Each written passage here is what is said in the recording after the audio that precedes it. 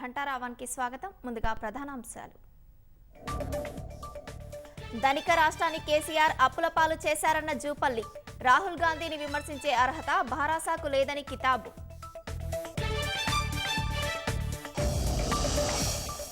తెలుగు రాష్ట్రాల మధ్య ఐకమత్యం అవసరమన్న చంద్రబాబు.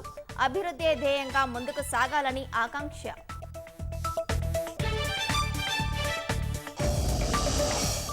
హైదరాబాద్లో 3.9 కిలోల అక్రమ బంగారం సీజ్.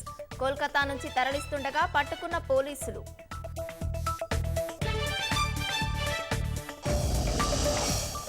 జార్ఖండ్లో కుప్పకూలిన 2 అంతస్తుల భవనం.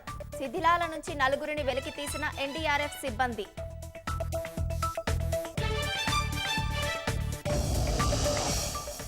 హైదరాబాద్లో జగన్నాథ రథయాత్ర ప్రారంభించిన రేవంత్. రాష్ట్రం సుభిక్షంగా ఉండాలని ప్రార్థించిన ముఖ్యమంత్రి.